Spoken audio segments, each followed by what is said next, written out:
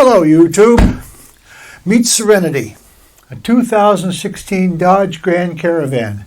I'm going to convert this van into a mini camper. Let me show you.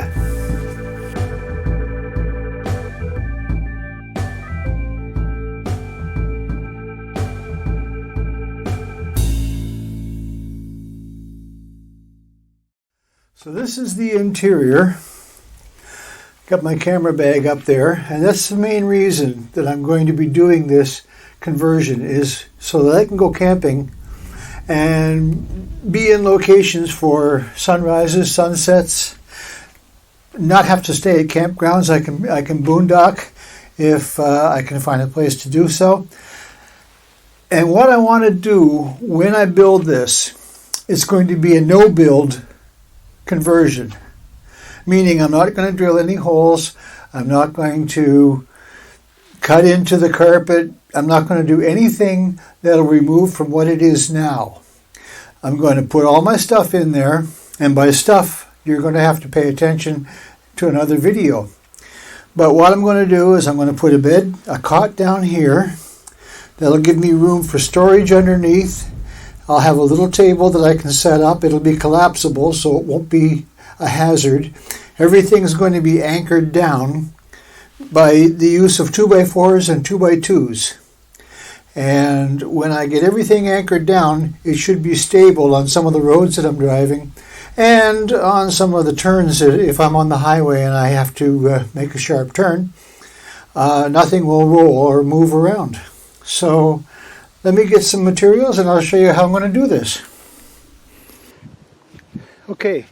So there's the cot along that side, and as you can see, there's space underneath for storage. So in there I'll have clothing, camera gear, food items, my Coleman stove, little things that I'll need to stay alive while I'm traveling. And then here are some 2x4s and 2x2s.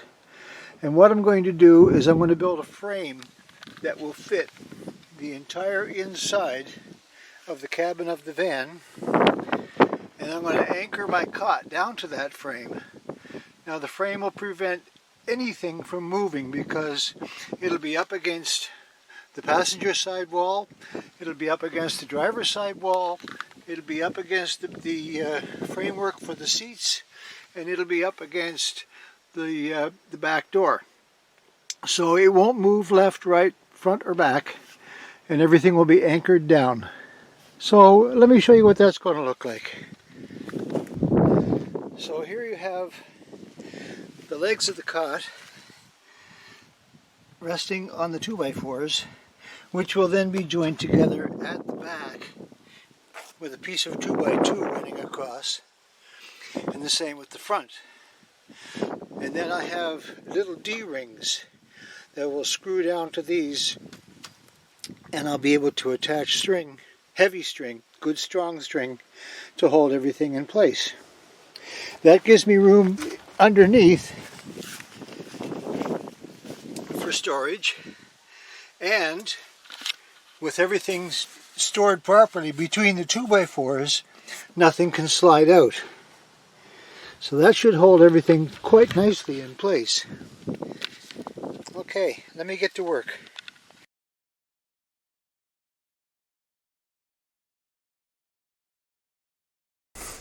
Okay, so welcome back. This is day 2 of the build, the no-build build.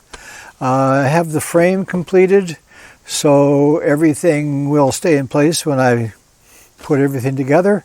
Let me just show you a quick look at how the frame works. So it's 2x4 and 2x2. The cot will sit up on the 2x4s, and the space between the 2x4s is where I'll store my stuff. And I said before, if you want to know what my stuff is, you'll have to wait for the next video. But essentially, everything is going to fit in here.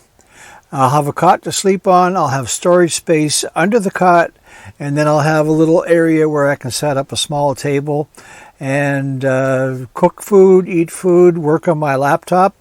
So I'm going to put the cot in now, and just to show you how it's going to fit there. So there's the cot, and let me go around to the side door.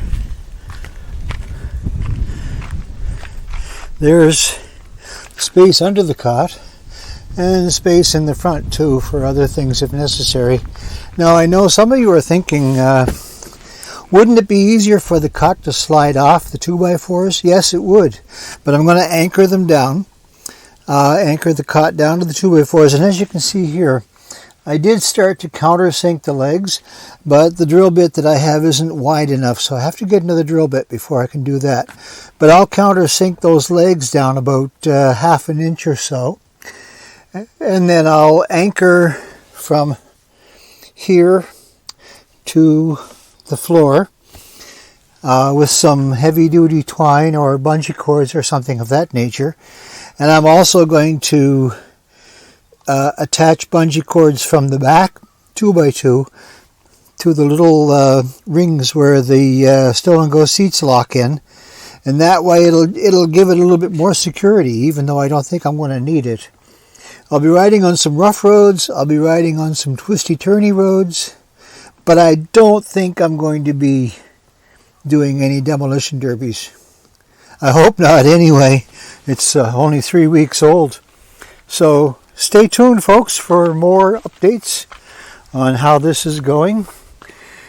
And I will show you in the future what a camping experience is going to be like in the 2016 Dodge Grand Caravan.